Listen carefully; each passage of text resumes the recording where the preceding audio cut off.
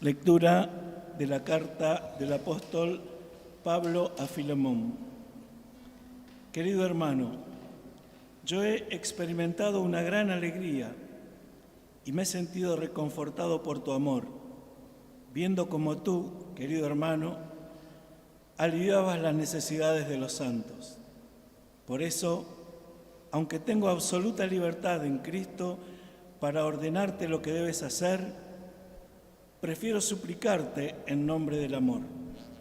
Yo, Pablo, ya anciano y ahora prisionero a causa de Cristo Jesús, te suplico en favor de mi hijo Onésimo, al que engendré en prisión.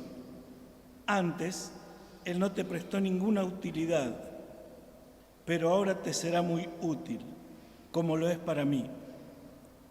Te lo envío como si fuera una parte de mi mismo ser.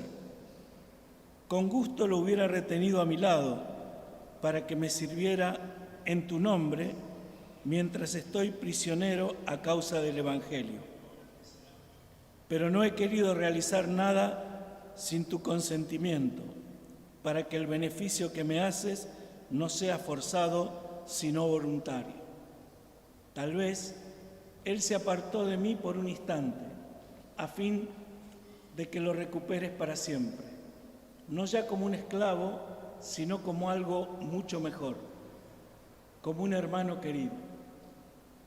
Si es tan querido para mí, cuánto más lo será para ti, que estás unido a él por lazos humanos y en el Señor. Por eso, si me consideras un amigo, recíbelo como a ti mismo. Y si él te ha hecho algún daño o te debe algo, anótalo a mi cuenta, lo pagaré yo. Pablo, que firmo esta carta de mi puño y letra. No quiero recordarte que tú también eres mi deudor y la deuda eres tú mismo. Sí, hermano, préstame ese servicio por amor al Señor y tranquiliza mi corazón en Cristo.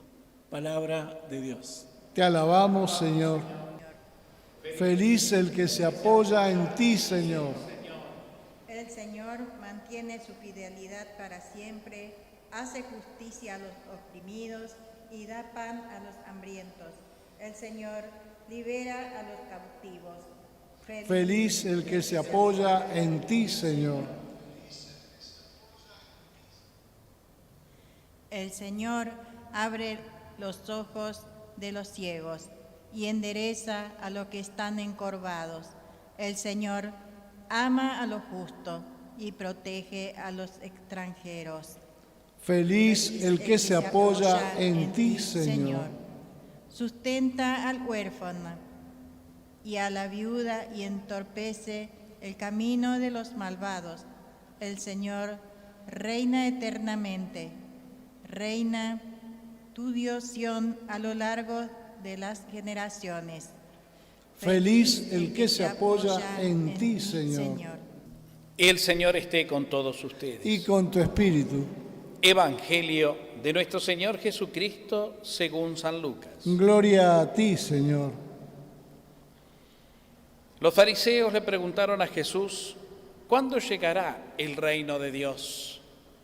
Él les respondió, el reino de Dios no viene ostensiblemente y no se podrá decir, está aquí o está allí, porque el reino de Dios está entre ustedes. Jesús dijo después a sus discípulos, vendrá el tiempo en que ustedes desearán ver uno solo de los días del Hijo del Hombre y no lo verán. Les dirán, está aquí o está allí, pero no corran a buscarlo. Como el relámpago brilla de un extremo al otro del cielo, así será el Hijo del Hombre cuando llegue su día. Pero antes tendrá que sufrir mucho y será rechazado por esta generación. Palabra del Señor. Gloria a ti, Señor Jesús. Tomamos asiento, hermanos. Bueno, queridos todos en el Señor, vamos avanzando a paso firme ya en la recta final del año litúrgico. Dentro de un par de domingos estaremos culminando todo este ciclo que hemos vivido tan intensamente y de manera tan especial este año particular que nos está tocando atravesar. Y a medida, como les decía el otro día, que vamos llegando al final del año litúrgico, vamos viendo que la palabra de Dios se va como tornando más puntual, más profunda. Lo que en teología se suele decir más escatológica, ¿no? Con un lenguaje inclusive más apocalíptico, ¿no? Escatología es una ciencia de la teología que habla del fin y deja abierta o entreabierta la puerta al más allá, al estado nuevo de vida en Dios, en la plenitud de la existencia del hombre, ¿no? Entonces, como nos vamos acercando al fin del año litúrgico, y el año litúrgico es una síntesis de la historia de la salvación, que comienza con la llegada del Salvador y termina con el reinado del mismo Salvador Cristo como Rey de todo lo creado, sabiendo que nosotros, en definitiva, todo su reino, toda su familia, la Iglesia, que somos cada uno, estamos llamados, estamos llevados por el Espíritu para reinar definitivamente con Él. Entonces, de Dios venimos porque Él ha tomado la iniciativa para sanarnos y salvarnos y adoptarnos en Jesucristo como hijos. De eso se trata la llegada del reino de Dios, que tantas veces escuchamos esa afirmación en Jesús, sobre todo. El reino de Dios ya ha llegado. No hay que esperar nada raro, está aquí, ya llegó en la persona del Hijo de Dios. Y que significa, en definitiva, que en Jesús ha llegado a nosotros, a cada corazón, el amor del Padre. Ese amor adoptivo, ese amor redentor, ese amor de adopción filial, que nos dio una identidad nueva en el Espíritu Santo. Eso es el reino de Dios. Por eso Jesús dice, ya llegó. Entonces, el tiempo escatológico, el tiempo del fin, es un tiempo que está presente en la Iglesia, es decir, en nuestra vida.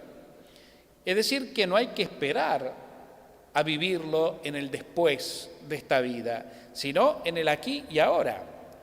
Y, quién sabe, para los que más años tenemos o más años tienen, porque uno todavía, con mis 55 años, ya hemos vivido y ya no nos cosemos en el primer hervor. Pero hay gente que ya es mayor todavía, con más años y más experiencia. Entonces, claro, cuanto más vivido, más cerca del fin se está. Y en ese estarse más cerca del fin, podemos decir que ya estamos viviendo esa experiencia escatológica. Sos escatológico, es decir, tenemos un fin que está en las manos de Dios, cuya voluntad está en el Padre, pero que nosotros tenemos que ir viviendo, y para eso también la palabra de Dios, más al final del año litúrgico, se nos va como agudizando, así, en el mensaje. Es bueno pensar en el fin, es bueno sabernos que tenemos un fin no como final, sino un fin como destino. ¿Cuál es el fin de mi fe? ¿Cuál es el fin de mi esperanza? ¿Cuál es el fin de cumplir lo que Dios me pide, es decir, de amar como Él amó? ¿Cuál es el fin de ser su testigo, su discípulo, un misionero en el mundo? ¿Cuál es el fin de alabar a Dios y de dejarme sanar por su amor y liberarme de mis ataduras? ¿Cuál es el fin de todo eso? El reino, ese reino que ya llegó y que está presente en nuestro corazón. Entonces, nosotros somos seres escatológicos, seres que vivimos el fin y que ya en este mundo por la fe y por nuestro encuentro de fe con el Señor, en la oración, en la alabanza, en la contemplación y en la celebración de los sacramentos, especialmente la Eucaristía, ya estamos tocando con nuestras manos, ya estamos experimentando en nuestra vida. Qué hermoso es saber esto, qué hermoso es vivirlo, no solo creerlo, sino también profundizarlo. Y entonces cuando nosotros, por ejemplo, hacemos un alto en la huella y venimos a celebrar la Eucaristía para nutrirnos de la palabra y celebrar el misterio de nuestra salvación y compartir la comunión, estamos viviendo experiencias escatológicas, porque no hay mayor escatología y mayor vivencia del reino que una Eucaristía para nosotros que todavía estamos peregrinando en la tierra. Porque además la Eucaristía es comunión con aquellos que ya están viviendo ese mundo nuevo, ese más allá de eternidad, donde se nos esperan, pero donde también se nos comunican en el Espíritu Santo, de ahí la comunión de los santos. Entonces estamos felices. El cristiano que experimenta esto, que medita esta experiencia, esta vocación, esta gracia, como un destino cotidiano a renovar en la fe, es una persona libre y feliz. Porque si estamos llamados a semejante fin de eternidad, de bendición, de liberación redentora, no podemos vivir una vida aquí sometida al mundo. Le tenemos que entregar al Señor todo lo que de alguna manera nos somete, sobre todo cuando las experiencias humanas no las podemos nosotros resolver con nuestra simple voluntad. ¿Cuántas veces quisiéramos no tener inclinaciones o sensaciones negativas? ¿Cuántas veces quisiéramos no sentir culpas, miedos o angustias en general, producto de un montón de cosas personales y experiencias de vida? No quisiéramos, pero no podemos solucionarlo a veces con la simple voluntad. Necesitamos entregárselo a Él y decirle: Señor, aquí estoy, yo solo no puedo. Por eso, con mucha humildad, Señor, me postro en tu presencia y te doy gracias, y aquí me entrego paseándome de mí. Yo me vacío en la fe, porque creo que sos un Padre bueno, que me amás y que me repetís hoy en la persona de tu Hijo Jesús: vení, hijo, a mí. Si estás afligido y agobiado, vení, que yo te aliviaré. Porque yo quiero que tengas una vida en plenitud y quiero hacer de tu mochila una mochila liviana, suave, llevadera. Por eso dame a mí todo, que yo puedo con todo. Y yo te voy a dar una carga así, ligera, serena, que puedas llevar con alegría y dignidad. Dámelo todo. Y cuando uno entonces comprende este llamado y se anima en la fe a entregarle al Señor, estas angustias se viven de otra manera. Tal vez no desaparezcan de nuestra vida todas esas sensaciones negativas o oprimentes, pero sí las vamos a llevar con Jesucristo. Ya no estoy solo, llevo con Él. Mi cruz la cargo con Él. Mi peso se lo entrego a Él. Mis angustias las vivo en paz porque son de Él, ya no son mías, se las di a Él. No me las sacó en lo que hace a una sensación o experiencia humana, pero yo sé que estoy con Él, que en el camino de la vida ya no tengo más miedo, no estoy solo. Hoy vuelve a mi mente, a consecuencia de esto que decimos, el Salmo del Buen Pastor, el 22. Sobre todo cuando nos dice el salmista: aunque cruce por oscuros caminos, no temeré ningún mal, porque tú, Señor, estás conmigo, tu vara, tu bastón me infunden confianza. Señor, tú estás conmigo. Tu bastón, tu presencia, tu poder de buen pastor me infunden a mí, pobre oveja herida, confianza. Y en esa confianza me entrego y te sigo con humildad y decisión, con una elección de parte mía en la fe. Y ahí es donde me siento protegido, cuidado, sabiendo que si me caigo me vas a levantar, sabiendo que si mis fuerzas fallecen, vos me vas a abrazar y cargar sobre tus hombros, curando mis heridas, porque me amás, porque elegiste ser mi pastor y porque elegiste que nada me falte. Hermanos, esto es el reino de Dios, esto es el tiempo escatológico del que nos habla la palabra de Dios y nos enseña la experiencia de la Iglesia, que es maestra porque está guiada por el Espíritu Santo y nos marca el camino, nos enseña el camino.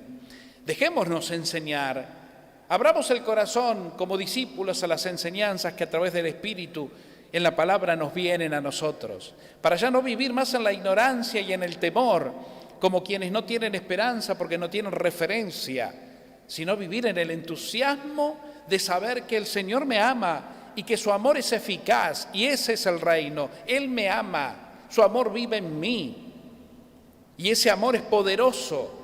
Me recrea, me redime a cada momento, cada día. Por eso, cada día vivimos una nueva esperanza de la misericordia y del consuelo. Y cada día entonces recuperamos nuestra fuerza y nuestra alegría. De esto se trata justamente esta esta hermosa experiencia de sabernos escatológicos, sin miedo. La palabra nos lleva por este camino, dejémonos llevar. Y hablando de la palabra, hoy nos encontramos en la primera lectura con esta carta que San Pablo escribe a un discípulo suyo, un tal Filemón. Es una carta personal, creo que es la única carta personal. Si bien las cartas a Timoteo y Tito también de alguna manera son personales, son más bien de tinte pastoral. Porque Pablo les indica a estos discípulos suyos, que eran jóvenes obispos de iglesias que Pablo había fundado, un poco les indica y los orienta pastoralmente cómo deben ellos llevar adelante su misión de ser pastores, ¿no? En este caso a Filemón, que aparentemente era un hombre adinerado, de buena posición, y teniendo en cuenta que en aquella época existía la esclavitud. Los esclavos, que eran comprados por sus señores, y que una vez adquiridos vivían para servir al Señor. Esclavitud, hacían lo que tenían que hacer. Y parece ser, cuenta esta carta, como escuchábamos recién, que existió un esclavo que se llamó Onésimo, que se le escapó a Filemón por aparentes malos tratos. Y Pablo lo recogió, ya Pablo anciano y preso, ¿no es cierto?, por predicar la fe. Pablo lo aceptó, como conocía a Filemón, lo atendió con cariño, le predicó a Jesucristo y lo hizo a Onésimo cristiano. Anteriormente, cuando lo conoció a Filemón, aparentemente por lo que nos deja a entrever la carta, Pablo también a Filemón lo había bautizado o lo había hecho cristiano con la predicación y un montón de otras cosas, porque hace referencia a que, mirá, Filemón, le dice en un momento, vos estás en deuda conmigo, en deuda espiritual, en deuda de amor, yo no te pido nada para mí. Un esclavo que se le escapara a su dueño implicaba por la ley la muerte, la condena a muerte del esclavo, porque le pertenecía, ¿no? Y Pablo entonces escribe esta carta a Filemón intercediendo por Onésimo y le dice, mirá, yo te lo voy a enviar, yo quisiera que se quede conmigo porque le he tomado tanto afecto, tanto cariño y me ayuda tanto, que es como un hijo, es un hijo a quien yo engendré en la fe. Estando en la cárcel, él está a mi lado cuidándome y creyó en el Señor Jesús y se hizo hijo de Dios. Pero yo ahora te lo envío, yo quiero que vuelva a vos, pero ya no lo tenés que recibir como un esclavo, sino lo tenés que recibir como un hombre libre, es decir, como un hermano. Se tienen que reconciliar y él tiene que volver a tu vida en Cristo, en el amor de Dios. De ahí la reconciliación. Ese es el hermoso mensaje que le pide en esta carta Pablo a Filemón, ¿no? Fíjense qué linda intercesión de un padre por un hijo. Qué linda manifestación donde alienta a otro cristiano a aceptar a este cristiano suyo, no como un esclavo, sino con misericordia y amor, incorporándolo a su familia, como un miembro más, porque así tiene que ser la vida del cristiano. Y aquí entran en juego algunos temas. En primer lugar, incorporar a nuestra vida a todo hermano, como hermano. En la vida cotidiana y en nuestras convivencias hay muchos roces que vivimos, muchas diferencias, desentendimientos, y donde el demonio siempre mete la cola. Y esto deja como consecuencia que aún entre las propias comunidades cristianas nos lastimemos, nos descalifiquemos y empecemos a tener una actitud distante, ¿no es cierto?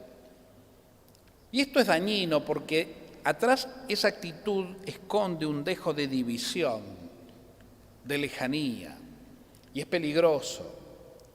Y a veces en nuestras comunidades nos dividimos, no nos toleramos y venimos llevando con hermanos rencores, broncas acumuladas, odios, recelos, y un montón de esas cosas tan humanas que son obviamente factor de división, que no permiten que crezca la semilla del reino de Dios en los corazones y que a su vez nos hacen antitestimonio de los otros.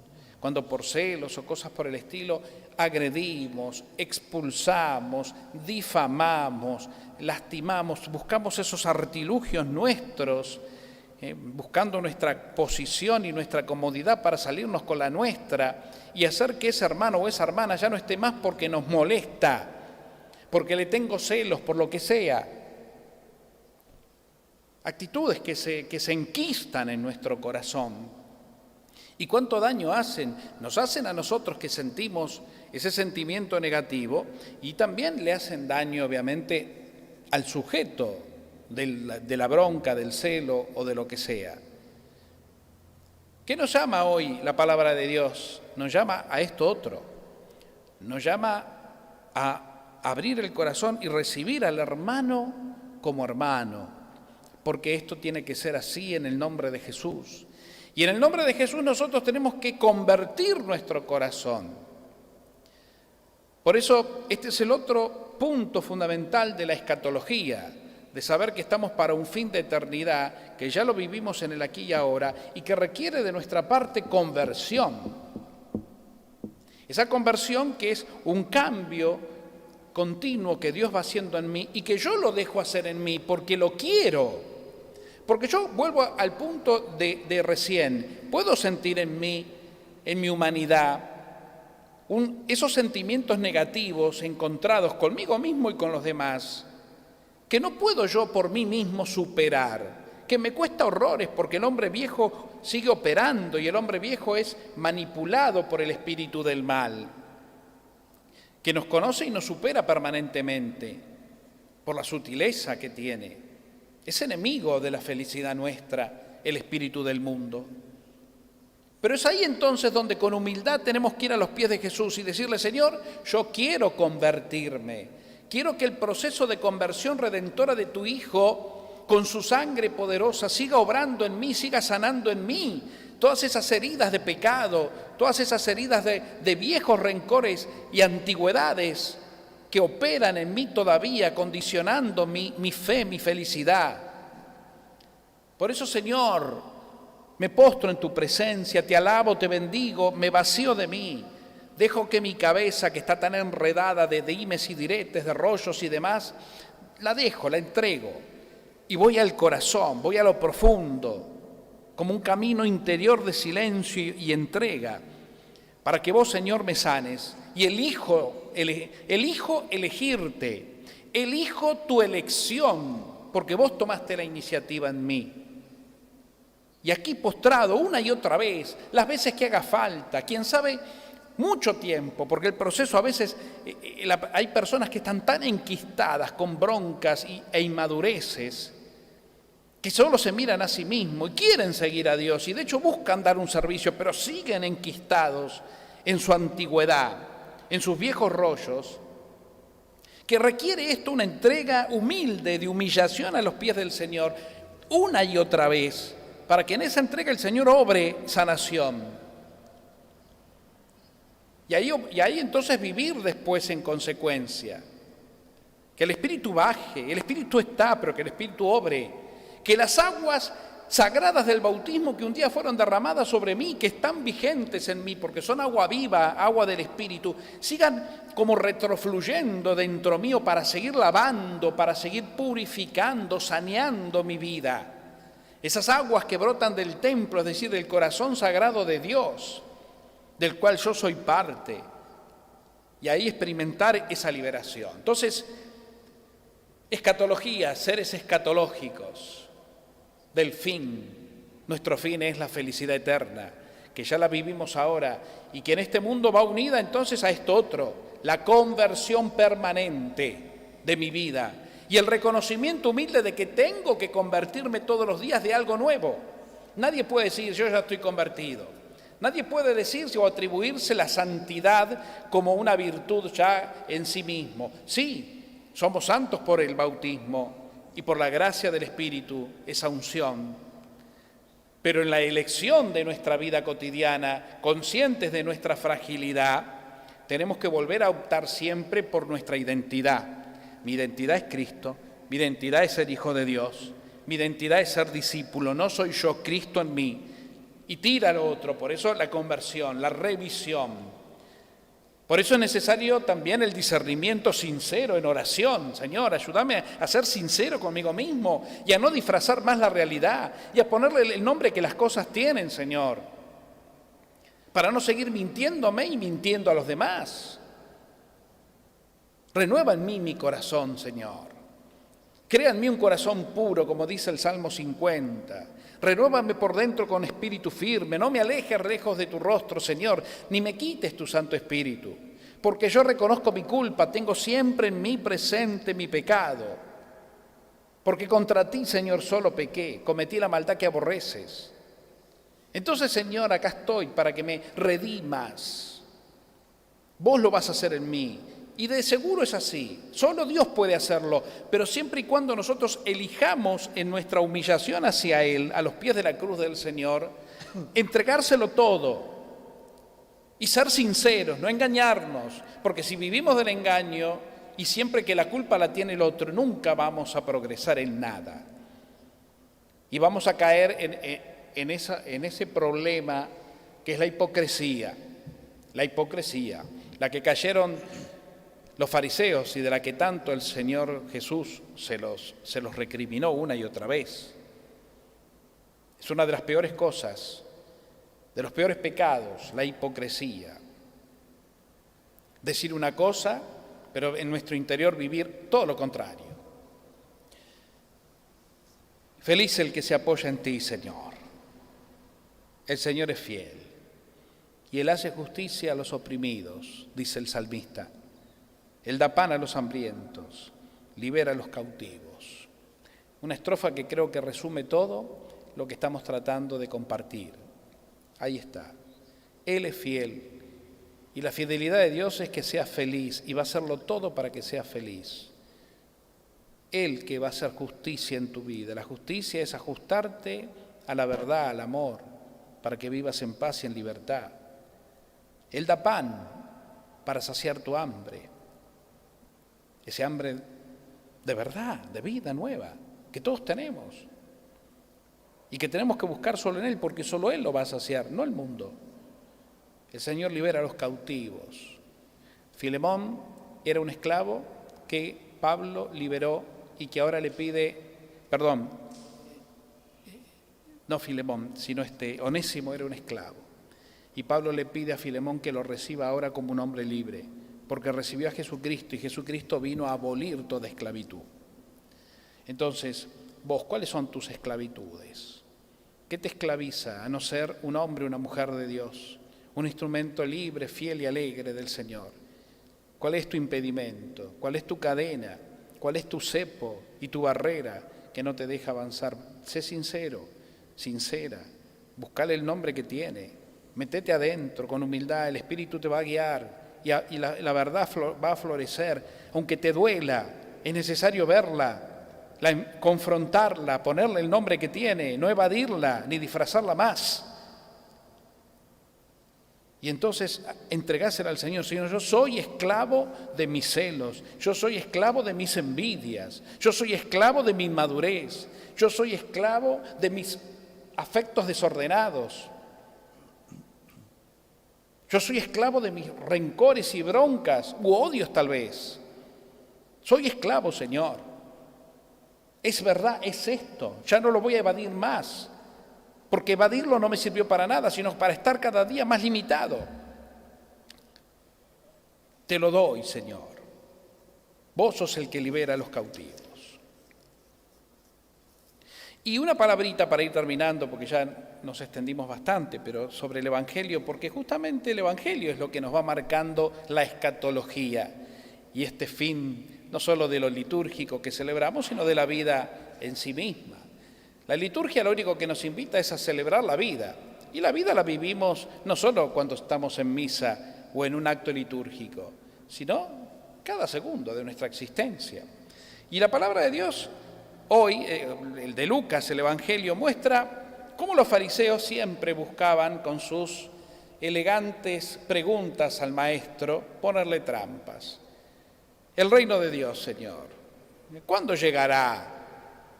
Y Jesús les aclara, miren, ustedes están buscando un reino como lo buscan los hombres. El reino de Dios, en esa figura mesiánica del Mesías armado, del Mesías poderoso humanamente hablando, del Mesías guerrero, con ejércitos para vencer al enemigo, que eran en ese caso los romanos. No es así, no ese es el reino de Dios. El reino de Dios, dice, es algo que no viene ostensiblemente, ni se podrá decir está aquí, está allí, viene por allá, fulano lo trae, no. El reino de Dios, y pone un ejemplo maravilloso Jesús, es como el rayo. Cuando el rayo se manifiesta en el cielo, viene de un lado y desaparece en otro. O como el viento, que uno no sabe ni de dónde viene ni a dónde va, pero pasa y deja su sensación, pasa y deja su presencia, su experiencia. Eso es el reino de Dios. Y después se lo dice a los discípulos, miren, el reino de Dios es un reino de amor y de entrega. Por eso el Mesías tiene que sufrir mucho para poder implantarlo definitivamente y ser rechazado por esta generación. Pero no tengan miedo, este será el signo supremo de que el reino de Dios ha llegado a ustedes. ¿Cómo? ¿En la muerte y en la cruz del Mesías? Sí, porque la muerte y la cruz del Mesías lo que representa es la entrega definitiva y el broche de oro de toda lo que fue la encarnación y la entrega y la enseñanza de Jesús a lo largo de toda su vida, que no fue otra que anunciar el querigma, la buena noticia. El reino de Dios ya ha llegado a ustedes. Y ese reino de Dios se va a sellar con la sangre del Redentor y el envío del Espíritu. Por eso somos ya ciudadanos del reino, por eso ya somos, podemos decir, ciudadanos del infinito, en el aquí y ahora de la vida. Y eso tiene que ser una experiencia de fe, que insisto y termino, la vamos trabajando en el interior del corazón, en un amor verdadero que ya está en nosotros y que hay que buscar, profundizar y descubrir para poder percibir y de esa manera obrar, actuar. Nosotros también tenemos que ser como el Mesías, entregarnos, aunque esto a nosotros por ser cristianos nos lleve a sufrir mucho y a ser rechazados por esta generación. La generación de Jesús y nuestra generación es similar. Y la generación del mundo seguirá siendo la misma, va a rechazar el reino, porque no le conviene al que busca su interés personal, egoísta. El que se busca a sí mismo y el que busca sus intereses no puede nunca recibir el reino, aunque para él también llegó, pero él no lo elige. Al no elegirlo, siempre va a ser refractario al reino y va a ser agresivo contra todos los que quieren vivir el reino de la verdad. Jesús es el gran ejemplo supremo, rechazado y crucificado por una generación perversa. La nuestra es igual, o peor en algunas cosas. De manera que el que quiere ser del reino, prepárese para la lucha, prepárese para la prueba. Pero no tengas miedo, porque no hay mayor felicidad que ser ciudadanos del reino, experiencia y convicción de que somos hijos amados del Padre, otros Cristos en el mundo, herederos de la gloria y testigos de su verdad. Verdad que hace libre, verdad que da vida, verdad que ilumina. Qué lindo ser, todo esto soy yo. No solo lo hago, lo soy. Soy un evangelio abierto, soy una luz de Dios encendida, soy una verdad proclamada para iluminar los pasos de quienes viven en el engaño o en la confusión. Eso soy. Y a muchos les vas a cambiar la vida, a muchos les vas a alegrar la vida y los vas a rescatar, los vas a salvar en el nombre de Cristo, porque vivís lo que sos. A otros los vas a ofender, los vas a molestar y de ahí te van a perseguir. Pero bueno, es parte de. Gloria a Dios porque es así. Y si nos pasa lo que les pasaba a los discípulos, sufrir por Cristo, nos pase también lo que sentían ellos, alegría de haber padecido por el nombre de Jesucristo. Es así. Queridos hermanos, demos gracias a Dios y entreguémosle el corazón con generosidad a él y por supuesto a ella, mamá. Esa mamá presente en nuestra vida que nos alienta, que nos acompaña, que no deja que bajemos los brazos y nos dice esto: hijo mío, hija mía, ponete en las manos de mi hijo, vaciate de vos.